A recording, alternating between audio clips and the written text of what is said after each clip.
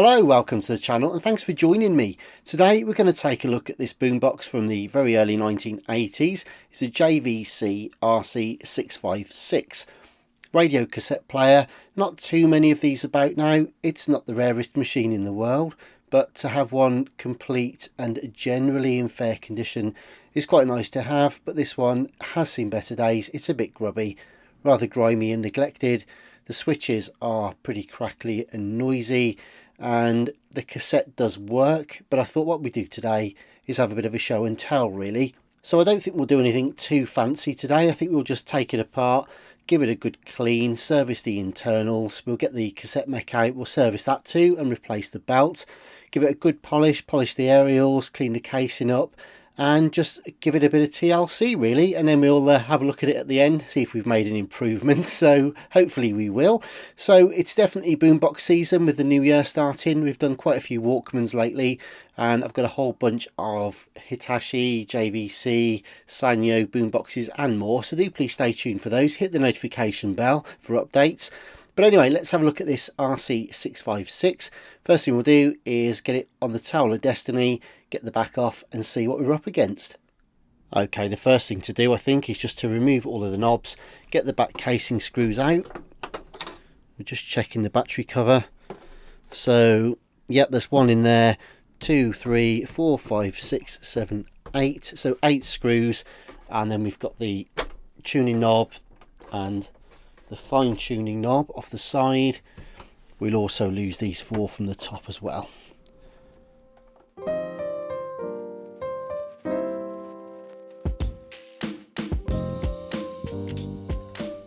So that's all the screws out and the knobs off. Just keep them in the little container safe so that we've got them ready for next time. I tend to keep several little containers around. I always find that useful because, for example, we now know that everything we've done so far is stage 1, and then as we move in and replace or remove any other boards, we can keep various components together by type. So let's get this back cover away.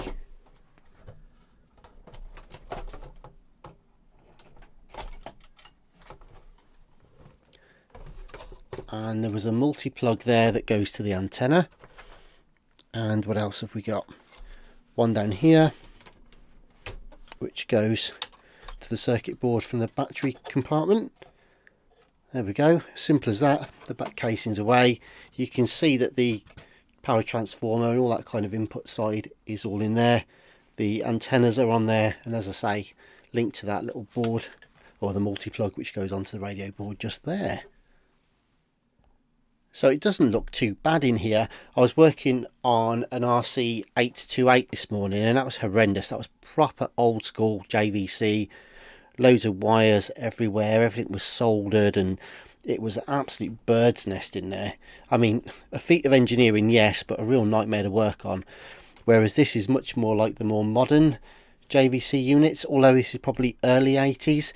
By the time you got into the mid 80s, you had like a lot more multi-plugs and a lot more space generally, as components were simplified and there were more ICs and stuff like that incorporated.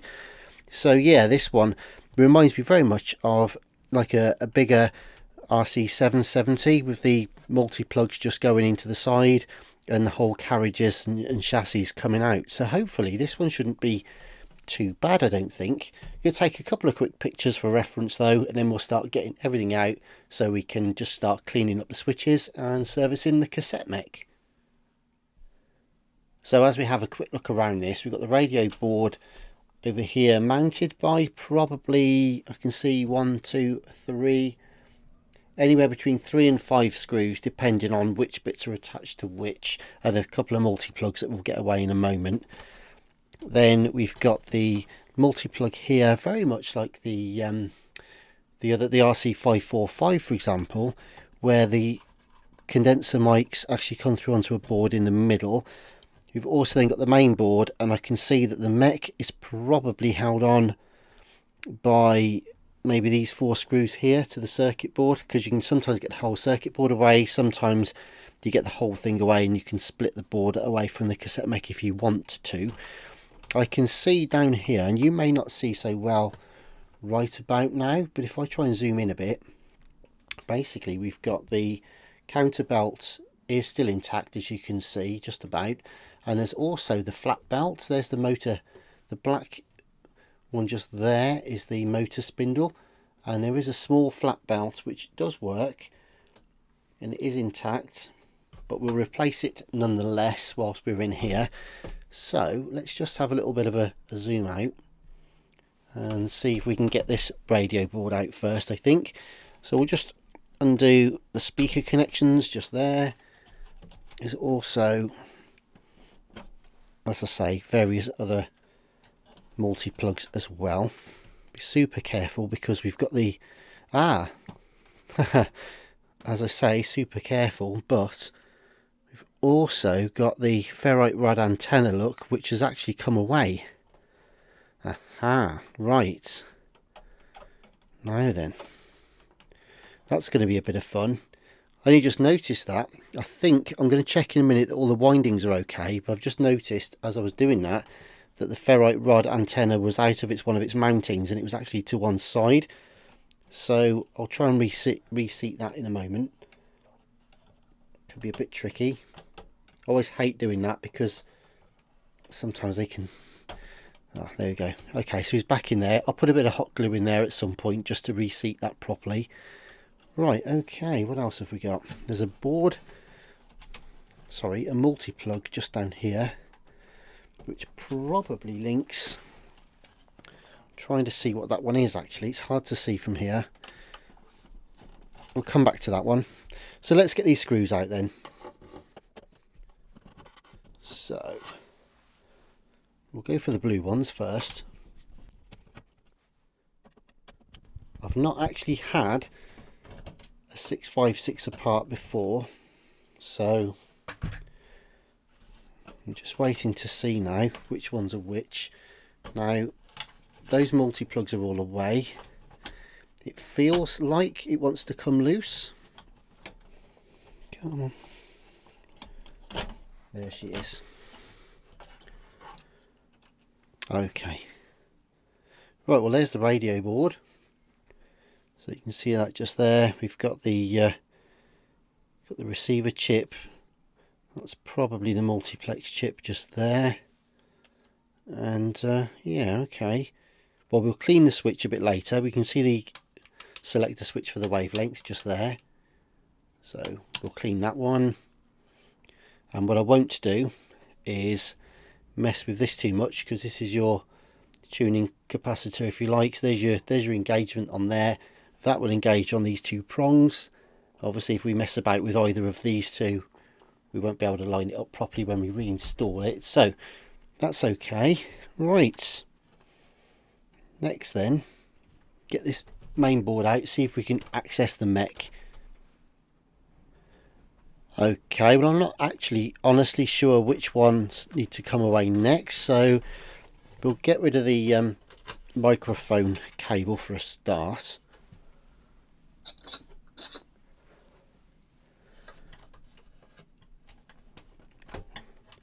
Because I've got a feeling that's going to want to come with the board.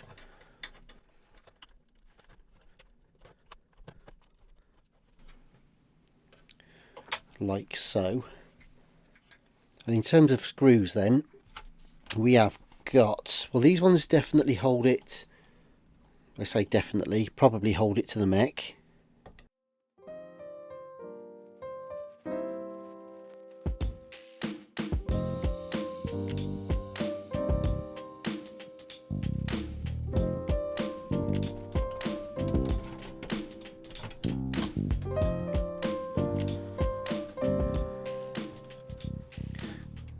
Right, that's not too bad. A little bit tight on the leaf spring contacts just there. I'm going to try and pull some of these away in a minute. I'm just going to take, there we go. We can get rid of that multi-plug as well. Right, I'm going to take a quick photo real quick, just so that we know the pathway for these cables when we put it all back together again. I'll be back in a second. And it's storm season here and the rain's absolutely hammering on the windows, so you may hear that. What I'm just going to do, I think, is take 1, 2, 3, 4 blue colour coded screws out, and that should help us to remove the whole mech as well.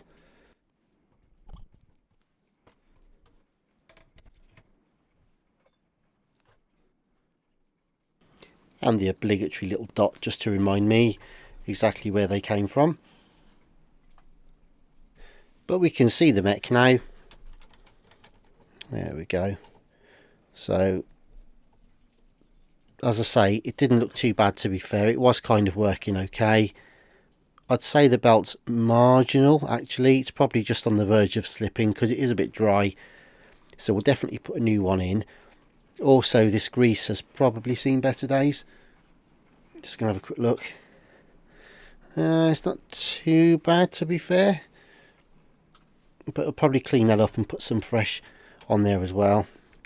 So there's only that belt to do, but obviously we need to get it out because we want to turn it over and get the counter belt changed and clean the heads and the capstan and the pinch roller as well. So I'm just wondering now whether or not we can actually eject this a minute and try and withdraw the whole thing.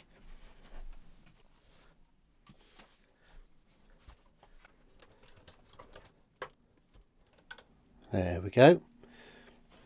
Now what I just did was propped it up onto some foam, because then that way it allows the door, I'll just show you, it allows the door to stay open if you prop it up on some foam, but let the door sort of fall through the gap in the middle, and that allows you to remove the cassette mech much more easily. So what does that actually give us inside? Let's just zoom out. So we've got the two speakers in here, which are your 3.2 ohms, and then you've got your little 4 ohm tweeters in the corners as well. We've got the rest of the dial cord arrangement that operates the actual tuner window from the front. And what else? Yeah, so we've basically got your level meters, your FM stereo light, your tuning strength light, all that kind of stuff. Yeah, so that's what we've got in there. Of course, your condenser mics are also still inside as well. Happy days. And I think what I will do is just clean out and re-lube the cassette door as well. It's quite nice, but it's just a little bit greased up, I think. It's just a little bit too resistant and a little bit too slow and lazy. And lazy. I was just thinking that's probably what my missus would probably say about me. But there we go. So we'll sort that in a bit. Anyway, we've got to give it all a clean because it's pretty grim. So there we go. Right. So the next part then, as I say, we've got the circuit board and we've got the mech here. So let's just turn this all over now. Okay. So yeah, here's the rather dirty mech. That being said, yeah, the heads are pretty clean. Let me just bring you in there. I've got to say the head's pretty good. Capstan's not too bad. Pinch roller, a little bit shiny looking. But hopefully we better clean that up and get some rubber renew. Actually, it feels okay. Yeah, it feels supple actually, so that's good. Yeah, so basically we just give this a bit of a clean, I think, and clean the idlers. Yeah, just having a bit of a look around really. Doesn't look too bad. If we need to adjust the speed, we can do that easy enough because the motor screw for the semi-variable resistor is just there. Marvellous. Right then, okay, enough of this jiggery pokery. I think what we'll do, we'll get the belts off so we can go and measure them up and get some on order if we haven't got them in stock already. Clean the heads, clean all this malarkey this side, re-grease everything, clean the switches, clean the pots, and then we'll get ready to clean the case and put it all back together again. So I think the first thing we'll do is just remove the counter belt, and it's not too bad, I've got to say. It seems supple, seems about the right size to be honest with you, and it is working, so there would be no need really to replace it. But we may as well take this opportunity to spec it out. It's always nice for future reference if we know what the belt sizes are, so we'll get the belts off anyway, get some brand new ones on, gives us a nice reference for future as to what they are. So again, I can turn this over now. And then getting this belt off should be fairly easy as well. So to remove this belt then, we may be able to slip it actually underneath. Sometimes we can, sometimes we can't. Okay, not quite. So I'm going to give myself a bit of play here by slackening off the flywheel cover. Now we might. There we go. Good stuff. So there's the rather deformed but original belt. So I'm going to measure that one up, that little flat belt. It's probably about a 2.5 mil. And probably like a, I don't know, 3 inch or something. But anyway, I'll go and measure all that up. So happy days, pleased with that. So we'll go and do that and then start giving everything a clean. Okay, well I've got the belts on order now, so they'll be here tomorrow or the next day. But there's still plenty we can get on with. So I'm just going to give the pulleys a token clean. I'm not expecting much to come out of here, to be honest, given that the belts weren't actually disintegrated. And I can say that the motor spindle is spinning really nice and freely, as is the flywheel. So I'm not going to take the whole cage out and oil the capstan shaft and any of that sort of stuff, because quite frankly we just need to put some new belts on it really. The leaf switch itself is nice and clean as well. So I think on this side I'm just going to gently get rid of some of this extra semi-hardened grease and maybe get some fresh stuff on there. But otherwise not too much to do on this side anyway. Now for the other side, I'm just going to turn this over onto a bit of foam to protect it. And again, not too much to do here either. So we'll clean the heads, which, as I say, they looked pretty clean anyways. Not too bad.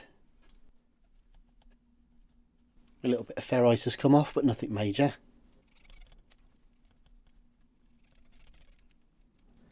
And we'll get that capstan squeaky clean and also do the pinch roller as well. So I'll just go ahead and do that for a minute, along with this idler tyre as well.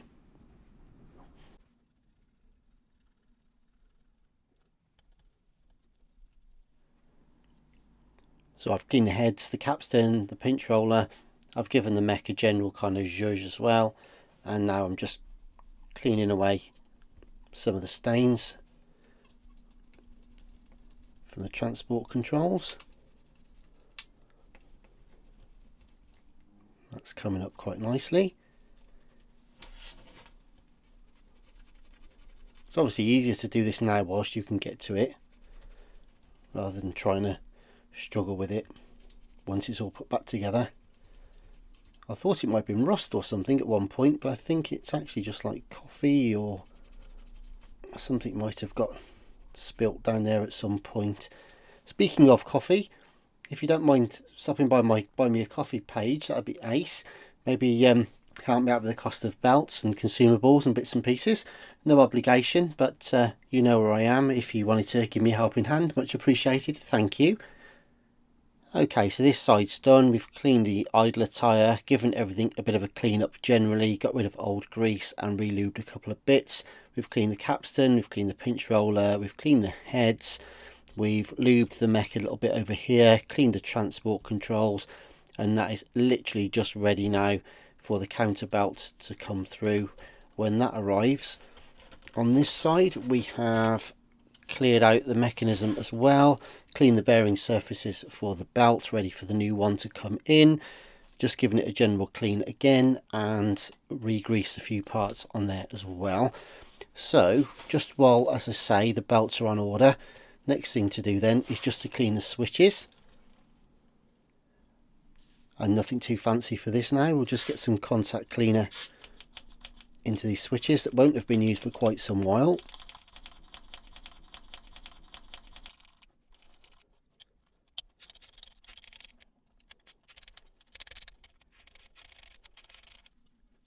And a little bit of lube as well.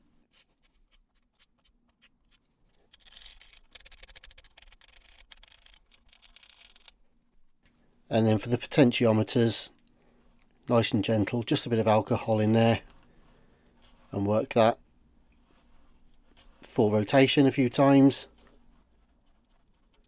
I'll also get a bit of lube in there as well just afterwards, but other than that, that's it.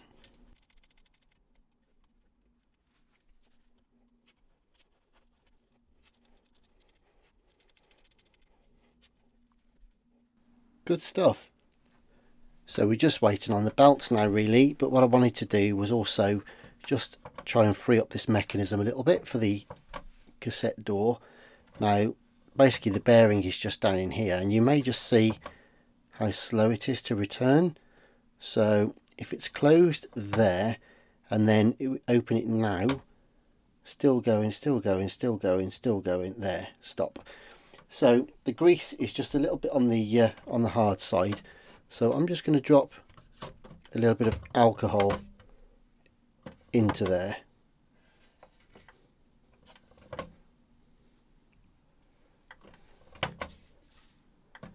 And a tiny bit of lube. It'll take a little while to penetrate.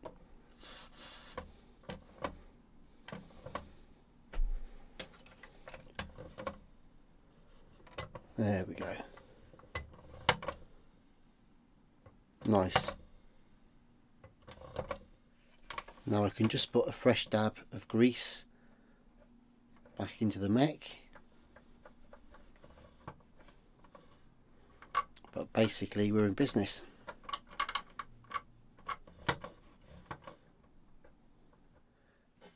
And while we're here, just going to clean the inside of the case as well. As I always say, there's no point going to the effort of servicing the inside and then leaving the actual chassis grubby and horrible. Now, I'm not going to the extent of taking this all apart and bathing the whole thing. I mean, sometimes if you're doing a full-on restoration, it's quite nice to take the whole tuning mech out and the ancillary circuit boards, the mic boards and phono boards and speakers and all that kind of stuff. But quite frankly, this is really more of a general zhuzh, a bit of a service and a bit of a show and tell. So I'm not going to get too involved in it.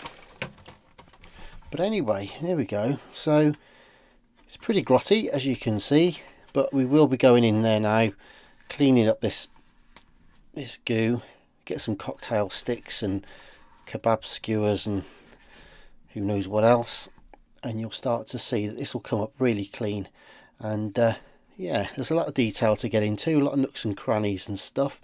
So all in all, it's going to take a few minutes to say the least, but yeah, I reckon we'll be alright. So I'm going to crack on anyway and do this, and yeah, then by the time we finish, the casing should be clean, the mech is ready to go, the circuit board is all sort of oiled up and switches are cleaned. So yeah, we're getting there.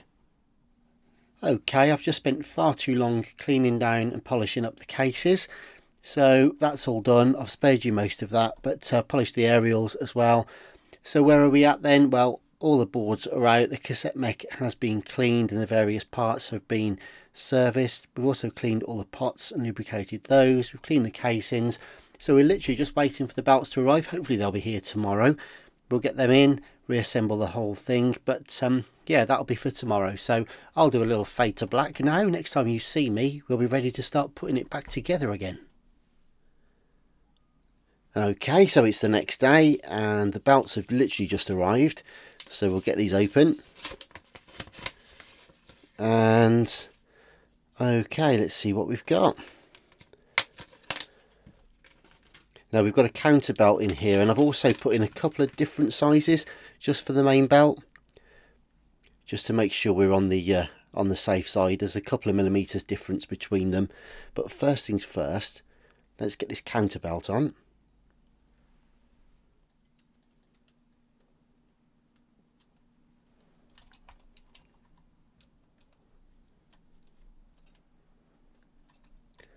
There we go, as easy as that. So that's spinning beautifully. You can see that counter turning and not too tight. You tend to find counterbelts can be slightly on the slacker side, There we go. But it's good bite, good traction there, but it's not dragging the spindle. It's not actually putting too much load on there, which is fantastic. We don't want it to interfere with the take up or anything like that. So there we go, marvellous. Happy days. Right, next one then is the main drive belt.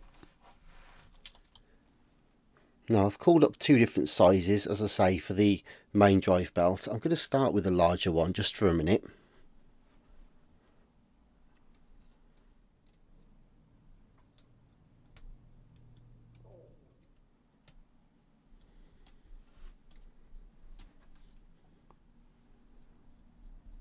There we go. A little bit tricky sneaking it under the flywheel plate there, but we've got that on, and I've got to say that feels really good actually. Yep, plenty of traction, but not too tight. I'm happy with that. So we'll just screw the thrust plate back down, set the clearance,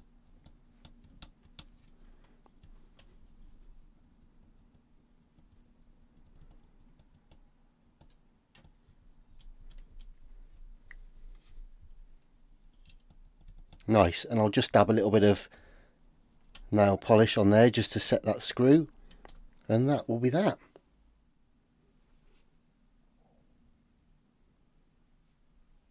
I just use a tiny bit of nail polish for that, just enough to stop it from vibrating loose, but not so much that you can't disturb it later with a bit of acetone for the next belt change, or if there's any further adjustment required. So that's everything done really now. Next stage is really just to put everything back together. No right or wrong in some respects in terms of assembly. I actually took away the main board first and then removed the mech, but I think you can actually reinstate the mech to the board and put it all in as one unit if you want to. Either way is good, depends what you need to work on at the time really. So anyway, I'm just going to go and put all this back inside the case now, and then next time you see me, hopefully we'll be in a position to test it.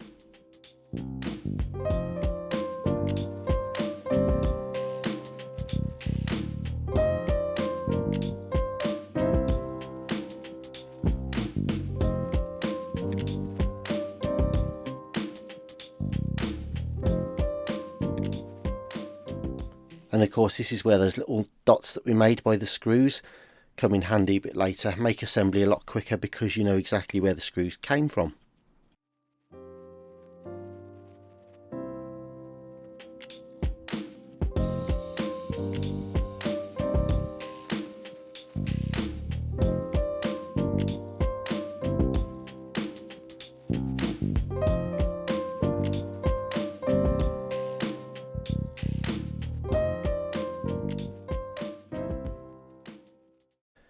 And now to sneak that radio board in.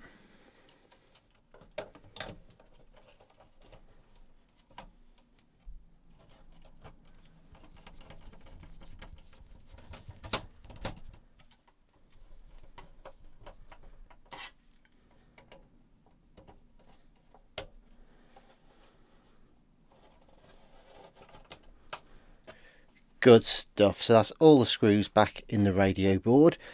We've got all of the mounting screws for the mech and the main amp board in place. We've put the condenser mic multi-plug back in, the speakers, the radio board connectors. We've tucked all the cables away back into their original clips. So yeah, happy with that. I think we must be ready pretty much now to give this a little bit of a test and see if it works. Okay, I've just put it back together kind of loosely. The back cover's on so it's nice and safe. I've plugged the aerials back in and obviously the power. Put the aerials up. So let's just try the tape a minute then. Alright, well there's the eject, that's working nicely. And play.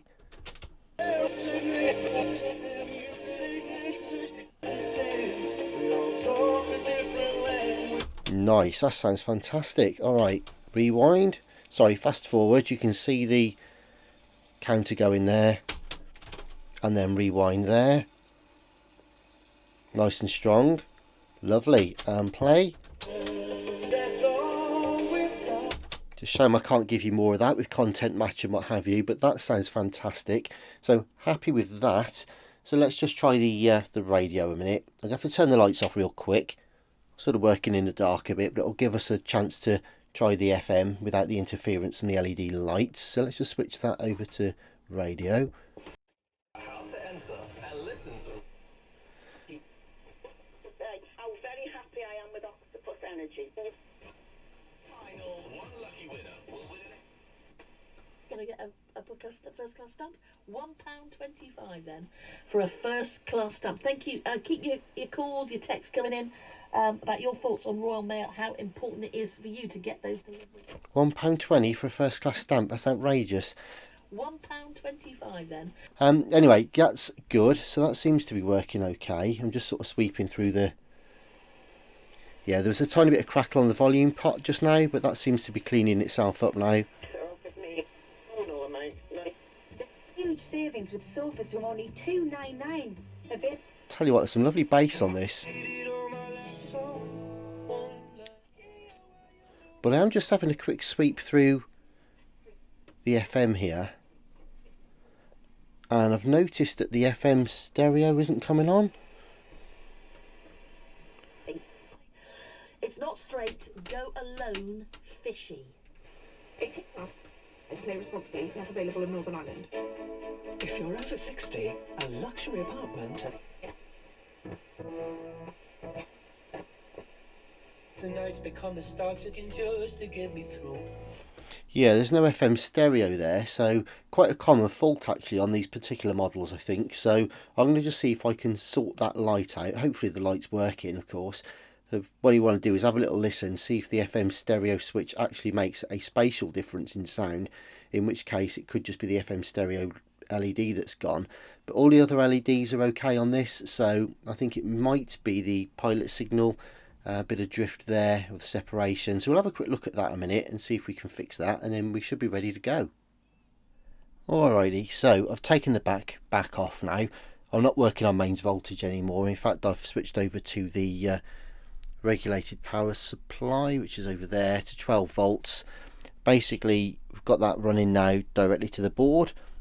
No mean feat on this, to be honest. It's quite tricky getting those cables onto that where that tiny multi-plug would normally go. But anyways, also got some leads here from the aerials as well, because the original cable, obviously you only get that tiny little bit, which is designed for it to lock in once the back case is on. So I've extended the cables there, the antennas, onto the board. So basically what we want to be looking at is on the board here there are a couple of variable transistors. You've got your pilot signal, your 19 kilohertz, you've got your MPX separator as well. I've just marked them up because obviously we don't want to mess with anything unless we have to, and anything we do touch needs to at least go back where it came from if we don't get any improvement. This is just going to be a rough and ready signal adjustment today, so hopefully just by sorting out the pilot signal with a bit of luck we should be able to get the FM to come back on in stereo. So we'll have a little go at that now. Okay guys, so what we're doing here now is I've just got a signal that should be FM stereo, and I'm just going to tweak. Just watch the FM stereo light now. There she is. Right, I'll be back in a second. There we go, I've come back again on a different station. I didn't really get a content match there for the new music that had just come on. But basically we can see the FM stereo now. So if I move it away and move it back, you can see the FM stereo light coming on. And there as well. And there as well. Perfect. Okay guys, I'm back. I'm sorry that was a bit disjointed there. I was trying to skip between content matches. Every time I found a station, a new song would come on the radio.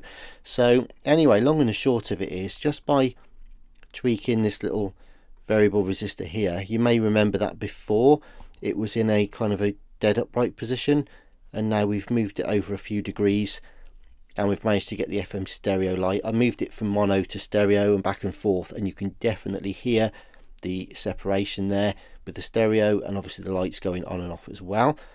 I've actually probably got about 10 of these at the moment, these units, these 656s in, and most of them have this problem. I don't know if it was something that's happened with the tuning with the broadcast over the years, or whether it's something specific to these boards that they just kind of drift.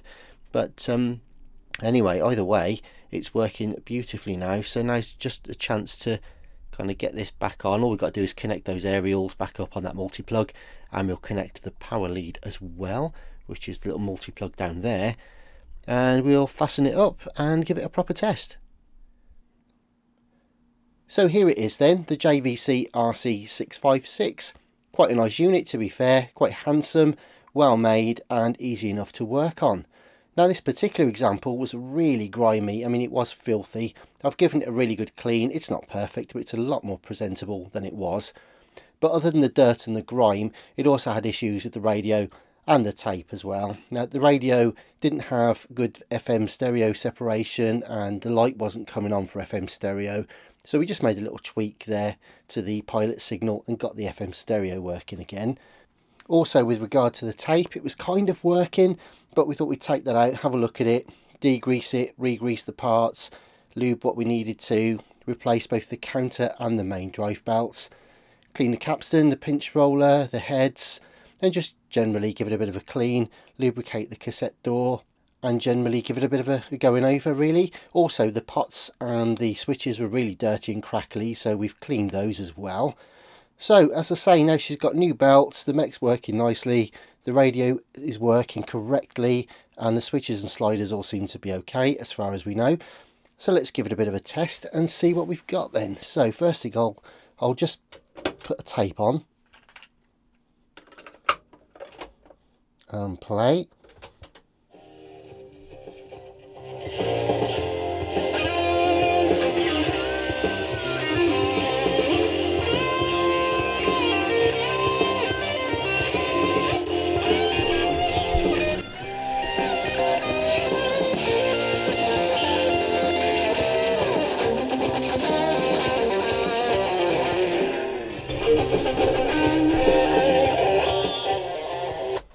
So that's working nicely, and we'll just rewind it and we'll see the counter, fast forward I should say, and review now.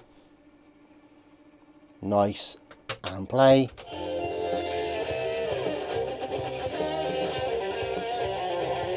Marvellous, good stuff. So the tape's working a treat now, and I think it's just time to check the radio again. I'll just turn the lights out real quick, as the LEDs do interfere with the FM a little bit, so let's just do that now.